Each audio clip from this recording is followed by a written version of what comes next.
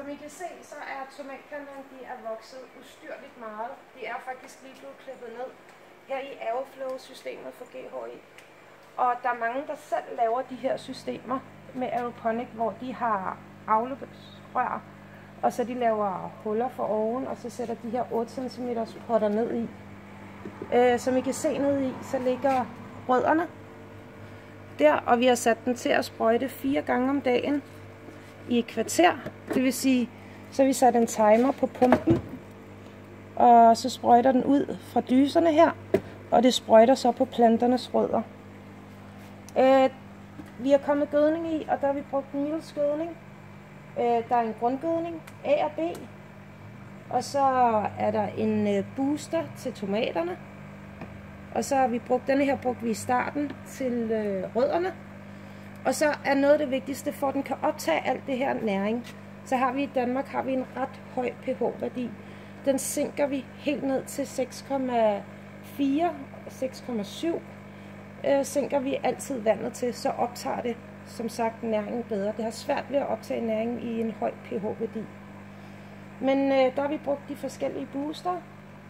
Og det var så Aeroflow-systemet. Her der har vi nogle chiliplanter i Vilma-system.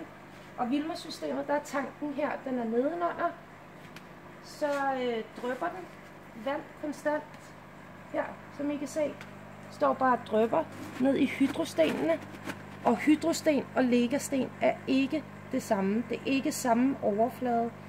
Det her, det er specielle planter, de her hydrosten. Men tanken dernede, vandet går op, den drypper, og så går vandet ud igen og går ned i tanken. Det er altså ikke ret tit, man skal skifte vandet i denne her. Nu har den stået her i, selve tanken har stået i 3 til 4 uger, uden vi har gjort noget. Chiliplanterne har vi først sat ned senere. Men at vi har kommet en luftsten i, det er ikke noget, man behøver. Vi har bare gjort det, så den rører gødningen bedre rundt. Men der har vi 4, og Vilma-systemerne, dem kan man få faktisk både i 8 og i 16, så man har det hele vejen hen. Men det er en nem måde, det er selvvandingssystem, og meget nemt. Ingen jord, kun hydrosten. Så har vi oppe i vinduet har vi chiliplanter, som står direkte i solen på en bakke. Første dag vandede jeg dem for oven, det kan så ses. Det er derfor, der er kommet det grønne mos ovenpå. Og det er en helt almindelig ting, der sker. Det er ikke noget at være bange for. Hvis man lige roder lidt i det, kan man se. Det er simpelthen fordi, der er ligget vand. Der har vandet dem. Men det er... her der har vi så Lightmix. En meget let gødet jord, der er blandet med perlit. Sådan så det gør, det meget luftigt. Det er ikke ligesom almindelig jord, hvor det bare kværker rødderne. Det her, det gør det meget mere luftigt for planterne at være i. Og så her, der har vi autopot-systemet. Og det er igen, vi har kommet en luftsten i, en golfkugle. Og I kan se, hvor meget en golfkugle bare giver luft hernede i. Det er simpelthen bare, så gødningen bliver rørt rundt, så det ikke er stillestående. Men det er ikke noget, der behøves. Der er mange, der slet ikke bruger luftsten. Det her, det er et af de mest solgte systemer, for det er et selvvandingssystem. Der er en 47 liters tank. Og så har vi så slangen her, der går herned i. Og den putter så vand. Aquavanen, flyderen, den sørger for, at der ikke kommer for meget vand ind. Så det står hele tiden og vander. Og det her system, det kan man simpelthen få til lige så mange planter, man har lyst til. Og så kan man have en 100 liters tank på eller mere. Og alle fittingsene, hvis man selv laver det, kan man få alle fittingsene hver for sig. Og hvis vi løfter planten her, så kan vi se, der ligger sådan vand nede i underskålen. Men aquavanen sørger for, altså flyderen sørger for, at der ikke kommer for meget vand i. Men det er altså et system helt uden strøm, der bare kører på tyngdekraften. Det vil sige, at tanken skal stå højere end potterne. Hydroponisk igen, fordi man har en tank. Derfor at alt i alt kan alt kaldes hydroponisk, bare der er en tank med vand. Men det her, det er et drypsystem hydroponisk. Og Simba skal lige spise planterne. Hunden kan også godt lide planterne.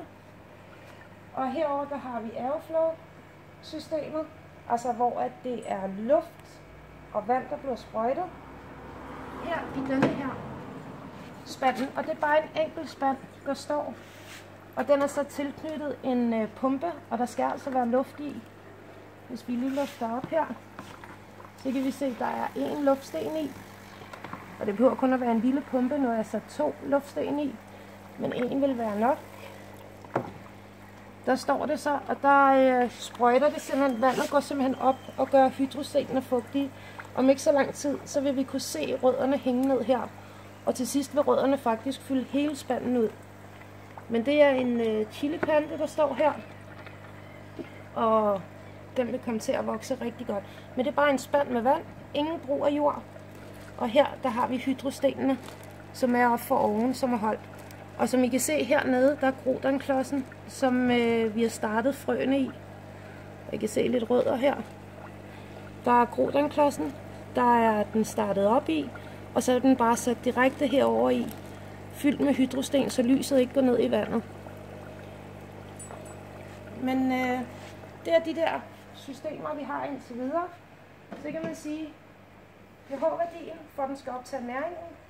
Der har vi selvfølgelig et af de bedste mærker, godt nok. Man kan også få nogle billigere versioner. En Blue Lab. Sådan der, den måler så pH-værdien. Og når man ikke har kommet pH minus i, så vil pH-værdien i Danmark, jeg ved ikke om I kan se det her, så vil pH-værdien simpelthen stige deroppe af. Og jeg tror, den vil komme op nogenlunde på 8,0, når den er ved at være færdig. Eller mindre.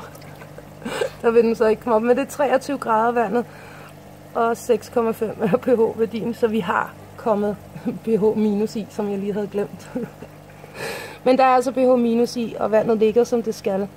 Vandet er måske en lille smule for varmt, men det er ikke noget, der er kriminelt. Men en nem måde at dyrke på. Lidt forskellige systemer, vi har her.